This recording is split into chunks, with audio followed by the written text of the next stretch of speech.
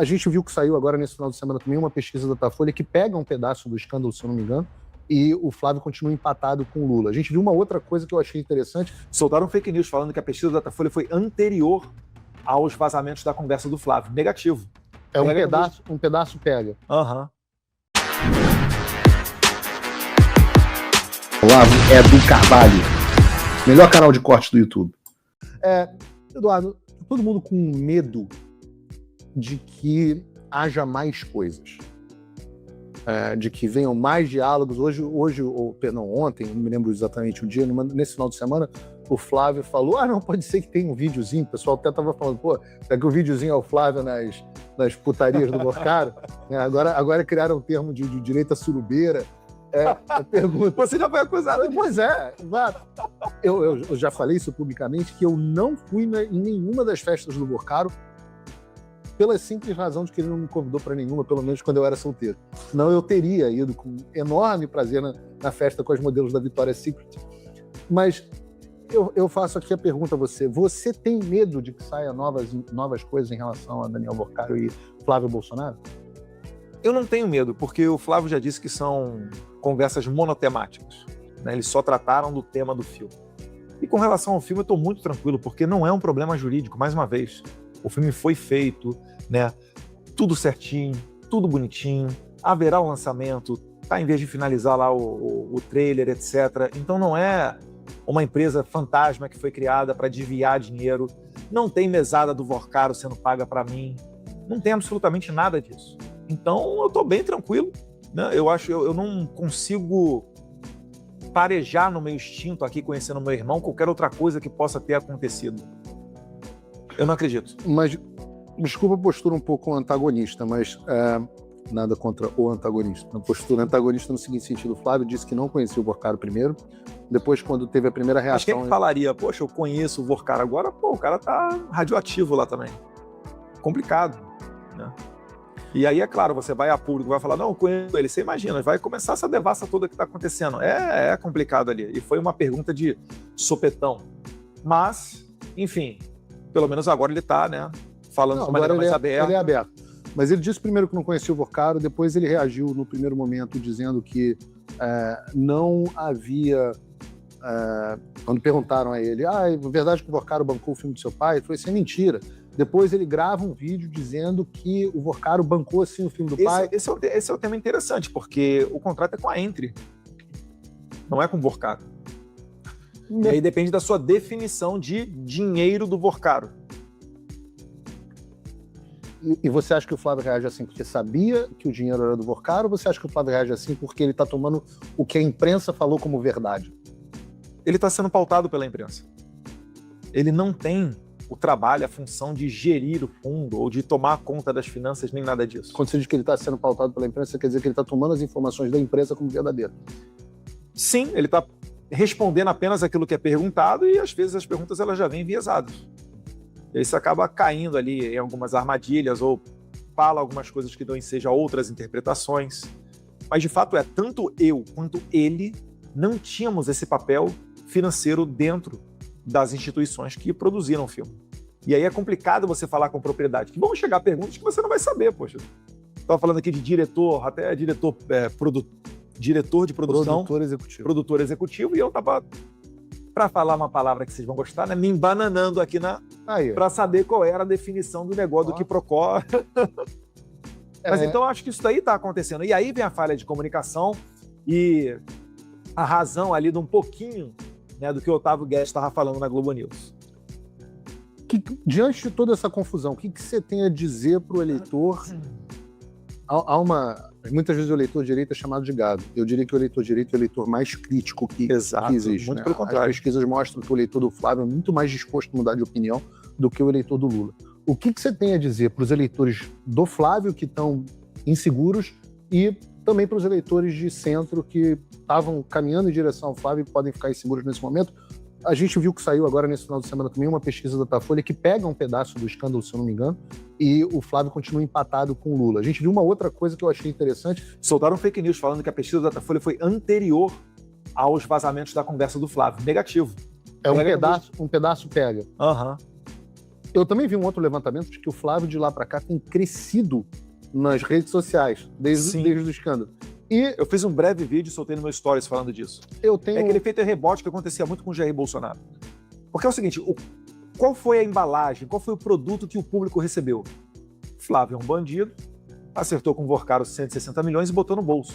É por isso que esses veículos, tipo Intercept, eles pecam. Porque eles tentam dar uma falsa ideia da realidade e depois, quando você começa a perceber os fatos, eles perdem a credibilidade. Igual essa questão de casa do Eduardo. Né? Não, agora descobrimos aqui, a casa do Eduardo. Aí você vai lá e vai ver, não é a casa do Eduardo. Eduardo mora de aluguel ainda, nem comprou. Um dia eu vou comprar, Deus quiser, uma casa nos Estados Unidos, tá? Mas Eduardo Bolsonaro não tem casa nos Estados Unidos ainda, vive de aluguel. Então, é aquele efeito Jair Bolsonaro. Primeiro você toma pancada e depois você vai correndo na contranarrativa para, enfim, né, você convencer as pessoas e aí você vai ganhando credibilidade, vai angariando mais seguidores. Fala pessoal, tá gostando desse vídeo? Não esqueça de deixar o seu like e se inscrever no canal Olavo Edu Carvalho para receber notícias quentíssimas todos os dias. Isso ajuda demais o nosso trabalho e o YouTube irá recomendar para mais pessoas. Eu também recebi um levantamento que mostra que no segundo dia do escândalo as menções negativas e positivas ao Flávio já tinham se equilibrado. No primeiro dia foram muito negativas, no segundo de rede social, né? De rede social. Obrigado a você, nosso seguidor. E no terceiro dia as menções positivas haviam passado. O que você tem a dizer para esse leitor, Eduardo?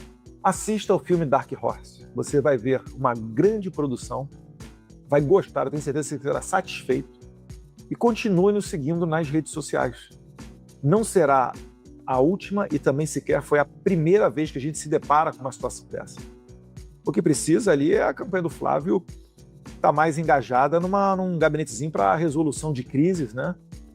Dar uma pronta resposta, enfim. Eu sei que não é fácil, tá, pessoal? Porque quando você toma uma bordoada dessa, você tem que parar, tem que ver o que é.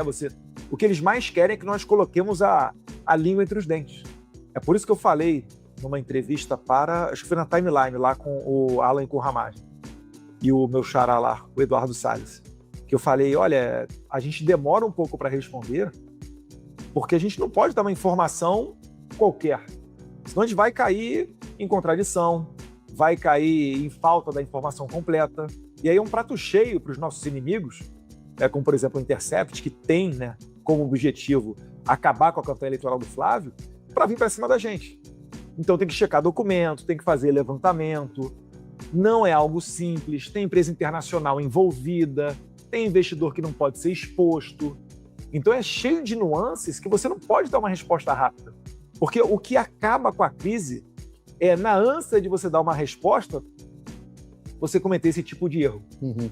E aí passa aquela ideia de que esse cara aqui não sei se é tão confiável, eu tô com a pulga atrás da orelha, né? Então, obrigado pelo espaço até, Paula, de poder chegar aqui e falar com as pessoas. Mais uma vez, não tem mensagem do Vorcaro no meu celular, não tenho contato dele, nunca estive com ele, nunca tive chamada telefônica com ele.